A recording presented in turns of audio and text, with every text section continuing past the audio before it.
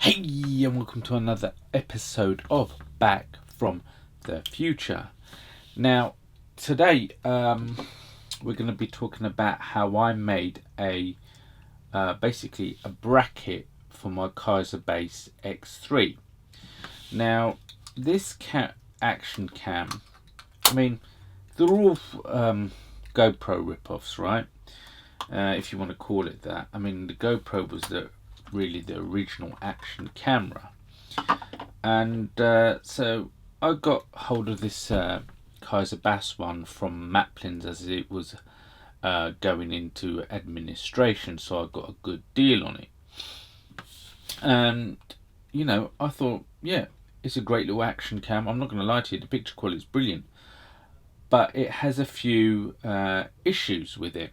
For example, it's got this underwater housing, which is great. It does the job that an underwater housing does, but the problem is when the camera goes into the housing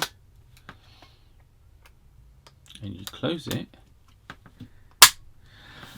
the issue is when you're recording, I mean, if you're recording underwater, fine, but if you're recording outside, the sound is incredibly muted. You can barely hear anything.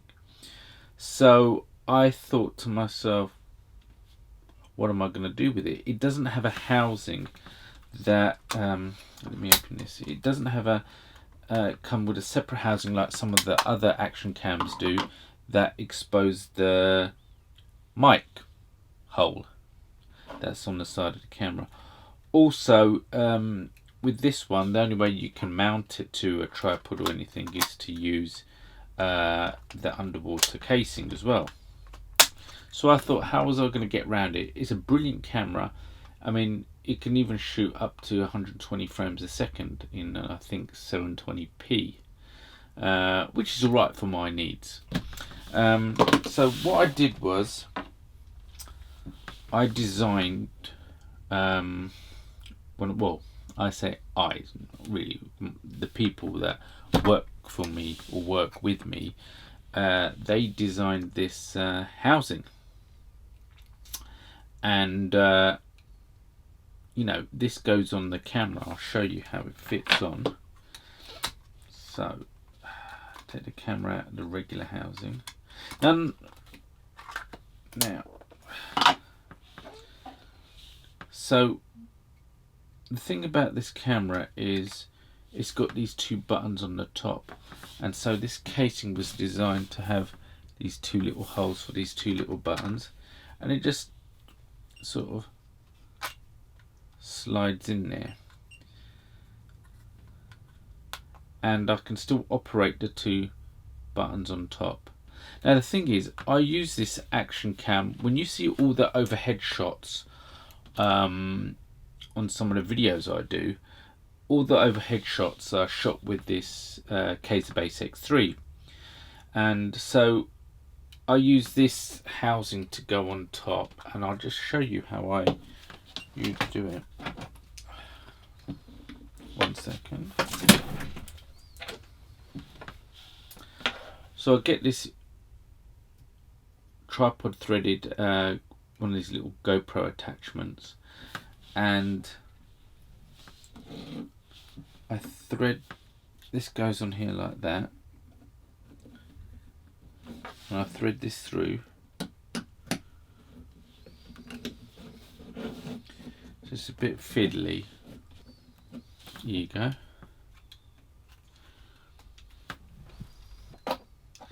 Now I can stick this in the car by using one of these sort of plunger type contraptions that's got a 1/4-inch thread, so you can mount any camera accessories or stuff like that. So this would attach, screw on like that,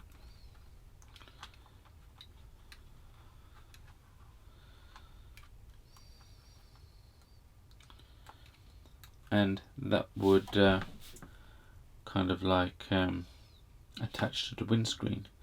I'm going to put a video up in the corner here, and you'll be able to see this being 3D printed.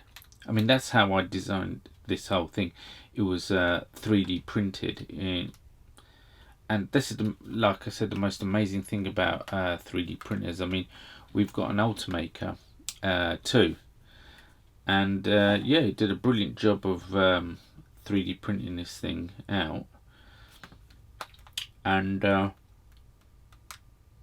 what I also do is, for my overhead shots, I'll take this off, I've got a cap hole above on the ceiling,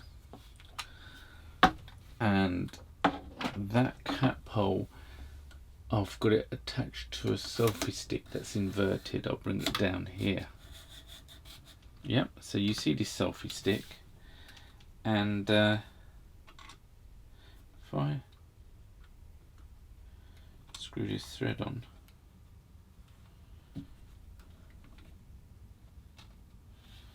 right, and I turn the camera this way, now that would catch, I'd shoot all my overhead stuff like that with this camera. Obviously the camera's out of sight usually, or you sometimes might see it just pop in, but it can do a close-up of my hands if I'm touching or doing anything like that.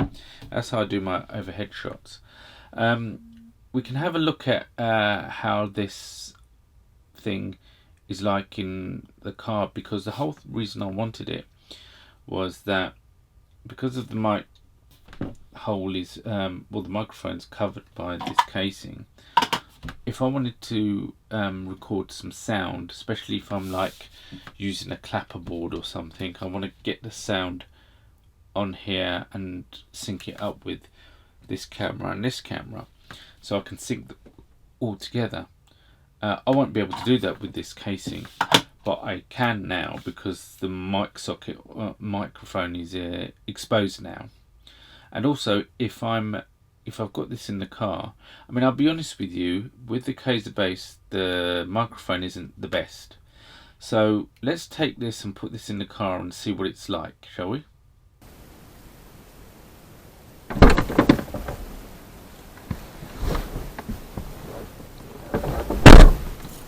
Okay, now we're going to try to put this clamp to the test. Now what I've done, let me just start the engine. Okay, I've put the clamp on the action camera, and I can see what I'm recording with the app that comes with the Kaiser Bass X3. I mean, this is amazing. I mean, you can see, well, it's not in real time, there is a small delay, but it's just amazing what you get for today's technology that we take for granted. 10 years ago, streaming from a camera to your phone, unheard of. You'd have to pay some big money. Not that it would stream to your phone, you'd stream to a separate machine like a Teradek or whatever. Big money. Now you can stream it to your phone. Bloody excellent. So we're going to give this mount a try now, and let's see how it holds up. Pull out. Hopefully second. Right. So we're recording sound now, and I'm hoping that it's of adequate quality for me to use on my YouTube videos.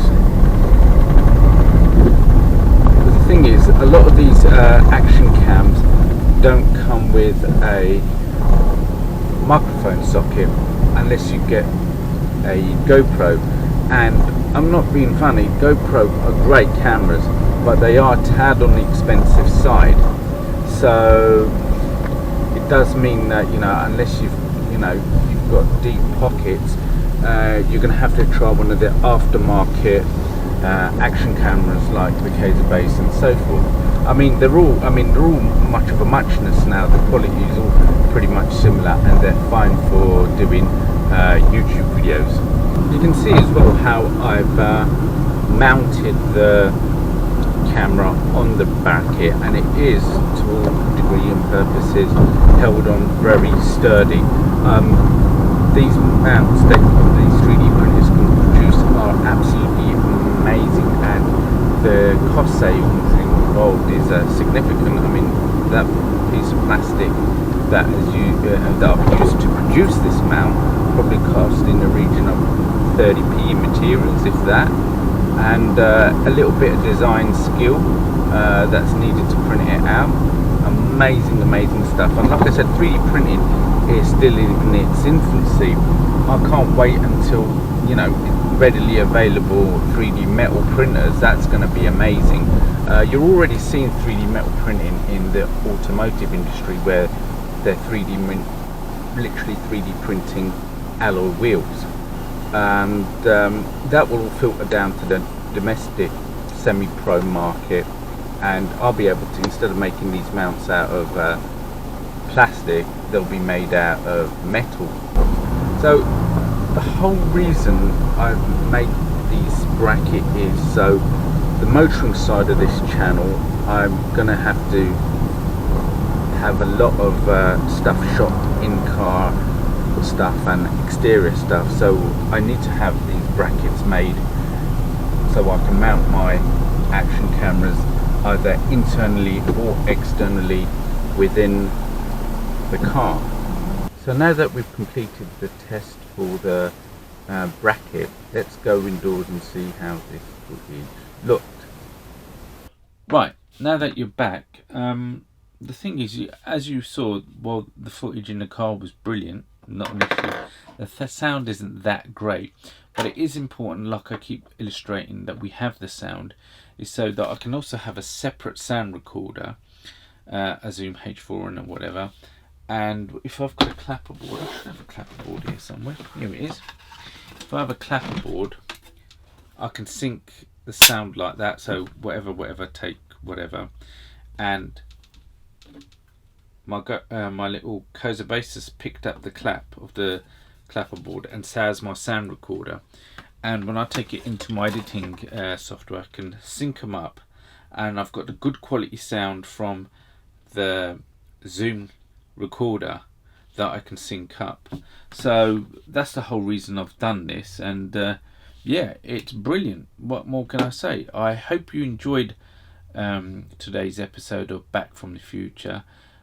Please feel free to follow me on Instagram, Facebook, Twitter, and feel free to subscribe, leave a comment, and I'll see you in the future, if there is one.